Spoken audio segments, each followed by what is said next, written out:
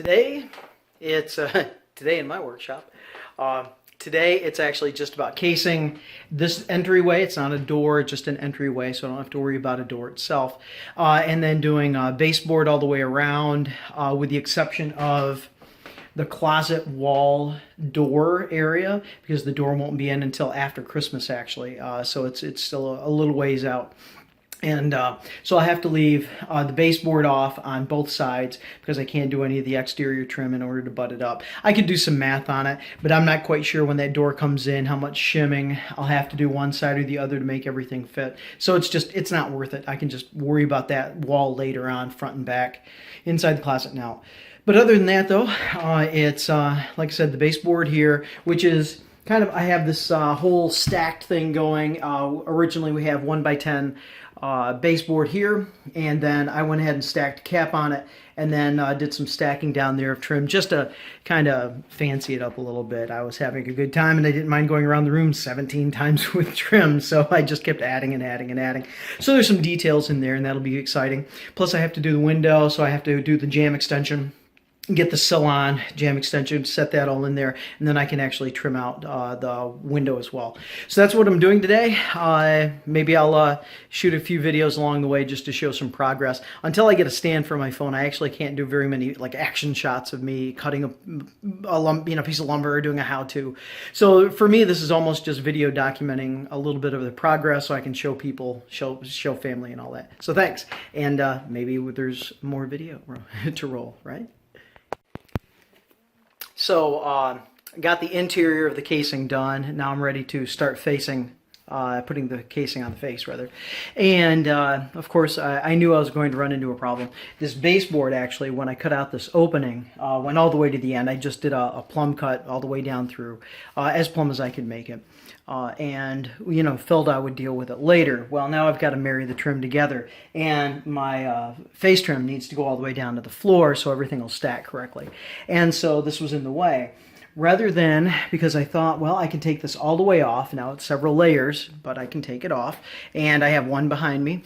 I figured, well, you know, is there a way that I can actually just cut a straight line with it in place? It's going to save a lot of time, a lot of muss, a lot of fuss. And so I did my measurements. I have a 4-inch wide block here because all of our trim is 4 inches wide. It's actually, it's custom these days, but back when this house was built in 1870, 4 inches, I guess, 1x4 was really 1 inch by 4 inch, or very, very close to that. So everything's 4 inches, so I buy 1x6, cut it down. I can't get the thickness unless I go to a 5/4. But this will work for everything that I needed to do in this room here. So with that, I just simply made my 4-inch block, did my 1/8 reveal, made a mark, and then plumbed it down, and then actually took my block and attached it right to the baseboard that'll come out anyway, using it as a guide. And then I took my multi-tool and just very, very carefully, I guess I did it in that orientation, very, very carefully, basically just traced on slow, because it's variable speed. I traced the line, and then a little bit deeper, a little bit more careful, and there's going to be caulking. This is by no means a perfect room. There's a lot of character in it. So a little bit of caulk, it's not going to matter, and it'll be very minimal. So it's not going to be some obvious, like, jagged cut and you got to caulk it in. It's a very, very clean line so far. So anyway, this is what I did, kind of as a cheater. I should have maybe taken it off, set this in, set the full piece in, and then went ahead and just trimmed that to length, installed it, and then relayered it, whatever layers did not come off in the demo. But I'm going to try the same thing over on this side, and hopefully it works. Worst comes to worst, I take this off and have to recut it.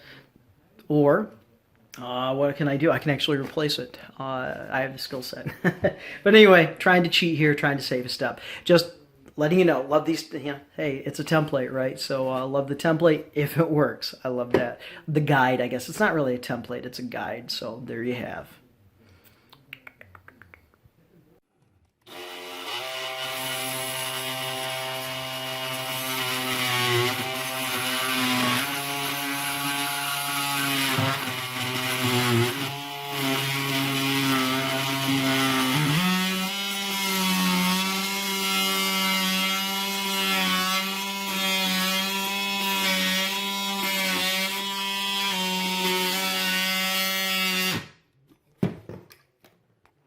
And there we go. So that looks fairly plumb to me. And I believe when this is taken out and then the actual trim piece comes in here, then if I line that up right there, and then I look over here and I'm seeing the reveal. So it looks like this is going to work. Obviously, if it doesn't, I have other options, but this is kind of maybe a nice little cheater, maybe a nice little shortcut, or maybe it's just the way everybody else does it and I'm just figuring this out because I have a really cool multi-tool, the oscillating tool from DeWalt. So thank you very much. Man, what did we do without this tool? This is very versatile. It's not the tool for everything, but man, oh man, a shove-it's, as Tony's uncle used to say. This is pretty cool if it saves me a bunch of steps. So there you go. You'll see the fit later.